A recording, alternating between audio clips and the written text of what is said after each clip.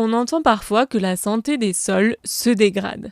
Mais c'est quoi au juste la santé du sol? Le sol sur lequel on marche, sur lequel on fait pousser et où on élève la majorité de notre nourriture est en réalité un écosystème en équilibre précaire. C'est le sujet du jour pour le début de la saison 2 et le retour du podcast à l'occasion du Podcaston, un événement caritatif où des podcasteurs et podcasteuses se rapprochent d'associations pour mettre en lumière leurs actions.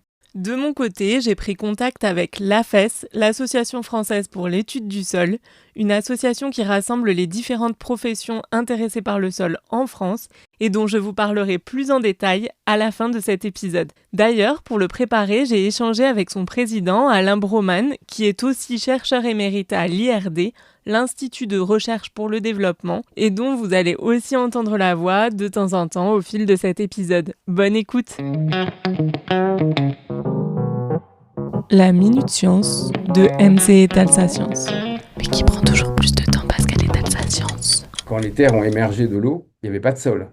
C'était des roches. Le sol, il vient d'un processus évolutif qui a été très bien décrit. Les roches, elles s'altèrent avec le climat, avec le temps, et elles s'altèrent aussi grâce, et à cause, c'est un peu les deux, de la matière organique et des végétaux qui vont pousser sur eux. Au fur et à mesure, des micro-organismes et puis des organismes de plus en plus complexes ont lentement dégradé la roche pour la transformer en matière organique. La terre que l'on connaît et qui contient les nutriments qui sont nécessaires aux plantes et aux divers organismes qui vivent dans le sol. En gros, cette terre, elle est issue d'un cercle vertueux. Les microbes, les animaux comme les vers de terre et les végétaux qui poussent utilisent les composés présents dans le sol et en produisent de nouveaux, qui sont ensuite utilisés par d'autres organismes, etc., etc. C'est ça qu'on appelle un écosystème. Alors évidemment, tous les sols ne se valent pas.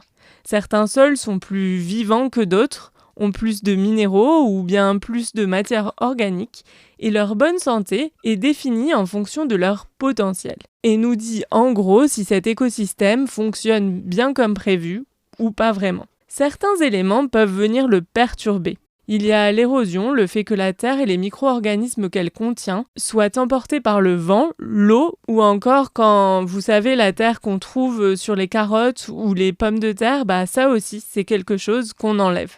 Et si on y pense, récolter des végétaux, c'est aussi prélever de la matière organique de cet écosystème. Si on résume grossièrement, plus on enlève de composants de l'écosystème, plus on le déséquilibre, plus on perturbe son fonctionnement, et moins le sol est en bonne santé. C'est pourquoi au fil du temps, on a eu plusieurs méthodes pour ne pas toujours prélever la même chose dans le sol.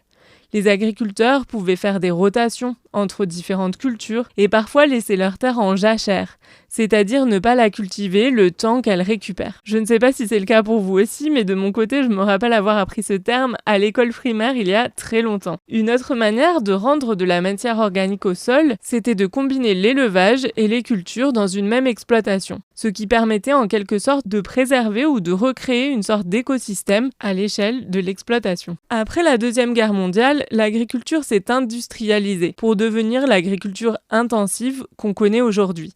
C'est une énorme machine régie par des politiques européennes comme la PAC par exemple, qui encourage les exploitations plus grandes, plus mécanisées et qui ont été plus rentables, du moins au début. Voici ce qu'en dit Alain Broman.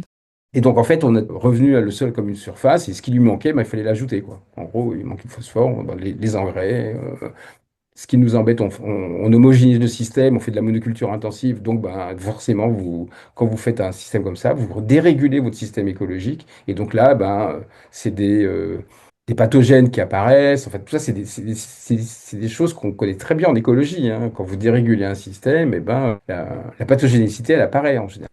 Ça a impacté effectivement le sol, ça a impacté la matière organique, ça a impacté la biodiversité, ça a impacté. Donc, on est dans un système qui a eu son succès économique. Je ne veux pas non plus dire le fait que nous a demandé aux chercheurs de l'INRA après-guerre, je ne veux pas leur tomber dessus, c'était de nous ouvrir le monde.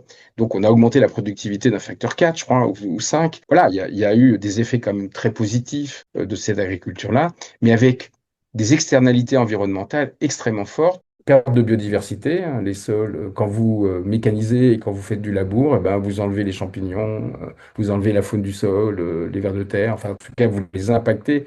En fait, le discours des scientifiques, là qui pose problème vis-à-vis des agriculteurs, c'est que la force de l'agriculture conventionnelle, l'agriculture industrielle, c'est sa simplicité.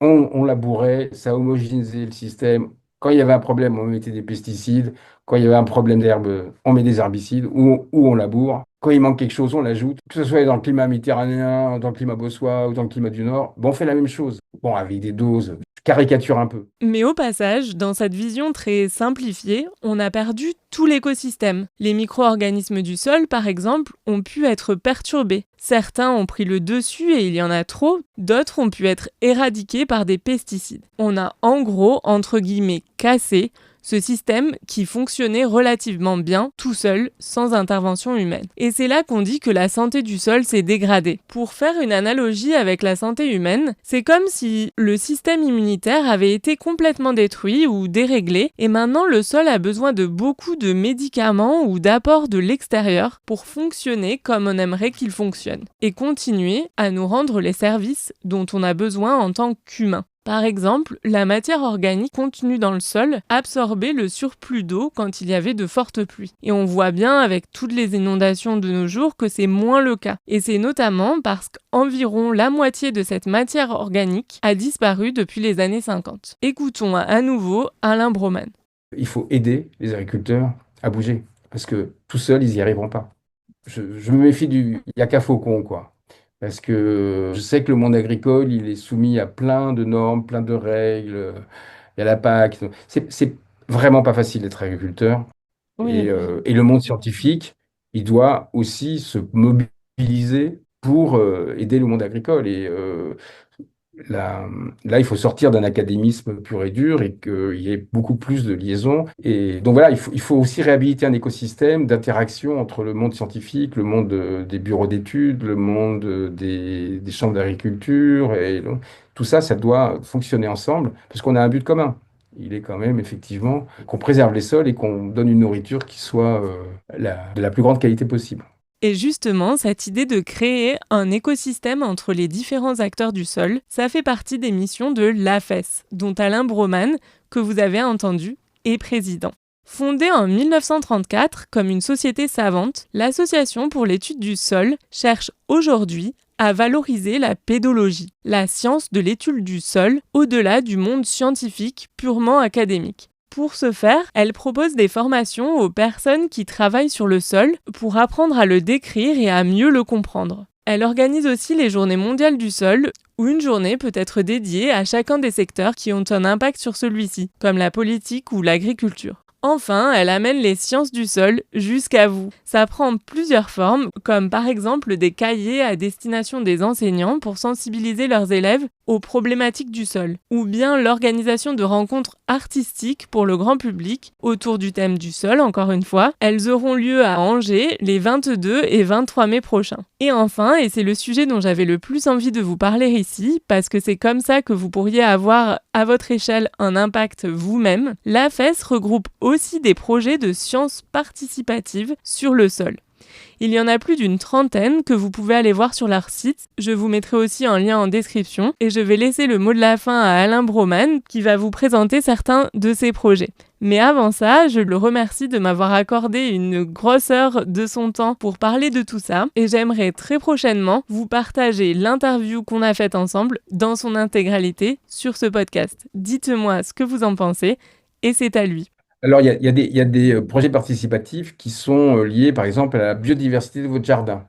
Donc, vous D'accord. pouvez mesurer, on vous fournit un kit de mesure. Alors, c'est QBS, je crois, sol. Il y a Jardinov aussi, qui est à peu près dans la même thématique. Donc, il y a eu pas mal, en fait, de SRP liés à la biodiversité. Il y a des clés de sol, par exemple, qui s'intéressent plus aux caractéristiques physico-chimiques du sol. Il y a des sciences participatives sur c'est plus dans l'anthropologie, enfin, sur les sols urbains, les sols de nos parcs, les sols de nos jardins. Bon, je vous dis, il y en a 32, donc il y en a beaucoup. Je suis MC, Marie-Cécilia, journaliste, scientifique et navigatrice. Merci d'avoir suivi mon podcast et à bientôt j'espère. Tire-bouchon production.